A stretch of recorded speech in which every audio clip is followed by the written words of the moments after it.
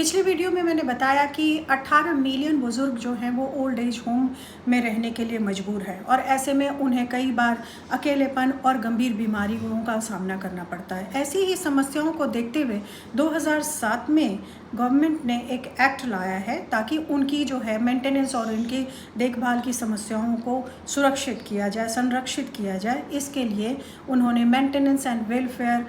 Of parents and senior citizen act 2007 लाया है, जिसमें कि जिम्मेवारी परिवार की, बच्चों की और आसपास के रिलेटिव्स की दी है ताकि वह अपने बुज़ुर्गों की देखभाल और उनको मेंटेनेंस दें। अगर कई बार क्या देखने को मिलता है कि परिवार में रिलेटिव्स हैं, बच्चे हैं, वो उनकी संपत्ति को लेने के बाद उन्हें बाहर छोड़ देते हैं, उन्हें उनकी देखभाल नहीं करते, उनको प्रॉपर मेडिकल असिस्टेंस नहीं मिल पाता और जिसके कारण कई बार उनको बहुत सारी समस्याओं का सामना करना पड़ता है। इसलिए गवर्नमेंट ने उनके अधिकारों को संरक्षित करने के लिए यह एक्ट लाया, जिसमें उनको मेंटेनेंस की प्रोविज़न दिए गए। अभी हाल में सुप्रीम कोर्ट ने एक मामले में कहा कि अगर पेरेंट्स ने किसी संपत्ति को अपने बच्चों को गिफ्ट में दिया है और यह उनके गिफ्ट डीड करने के बाद अगर बच्चे उनकी देखभाल नहीं करते हैं या उनको उस तरह से जिस तरह से उनकी सम्माननीय तरीके से संरक्षण होना चाहिए, अगर वो नहीं करते हैं तो वह गिफ्ट डीड को रिवोक्ड किया जाएगा और उनसे संपत्ति वापस ले ली जाएगी। ऐसे कई मामले आते हैं समाज में जब पेरेंट्स जो हैं अपने बच्चों को गिफ्ट के तौर पर या उनको ट्रांसफ़र ऑफ प्रॉपर्टी के तौर पर अपनी संपत्ति को अपने बच्चों को ट्रांसफ़र कर देते हैं और बाद में वही बच्चे उनकी देखभाल नहीं करते। 2007 में एक्ट लाने के बाद भी सामाजिक नैतिकता के कारण कई पेरेंट्स निकलकर मुखर होकर नहीं आए और उन्हें कंप्लेन नहीं किया। सबसे पहले अगर कंप्लेंट जो सबसे पहला मामला आया वह 2011 में आया, जिसमें सिलुवई नाम के केस को फाइल किया गया। इसमें 84 इयर्स और 80 इयर्स के कपल्स के साथ दुर्व्यवहार हुआ था। उन्होंने उस बच्चों को अपनी 2 प्रॉपर्टीज़ ट्रांसफ़र की थी, लेकिन बच्चों ने उनकी देखभाल नहीं की।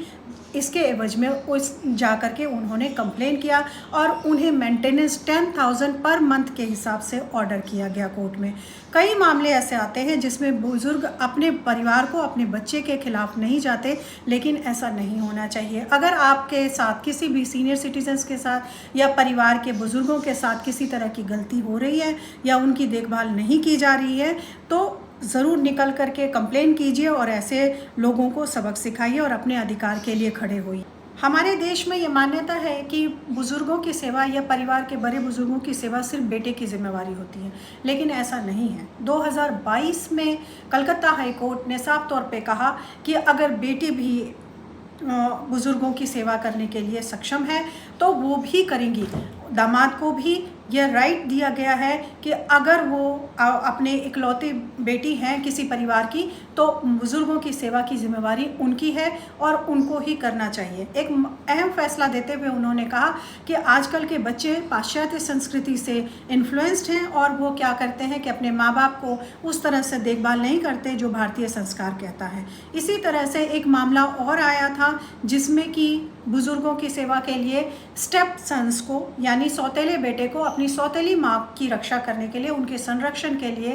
कोर्ट ने ऑर्डर किया कि वो भी उनके भरण पोषण को देख की जिम्मेवारी लेगा और उनके ताजीवन जब तक वो जीवित हैं तब तक उनकी देखभाल और उनका भरण पोषण सम्मानीय तरीके से बेटे को, सौतेले बेटे के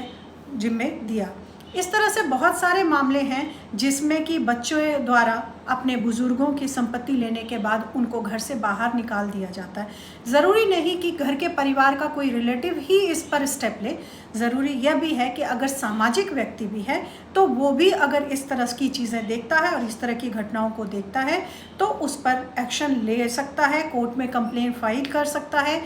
उनके लिए मेंटेनेंस की डिमांड कर सकता है, उनके संरक्षण के लिए जो कानून बनाए गए हैं उस पर भी बात कर सकता है। विदेशों में तो हमारे भारत में कुछ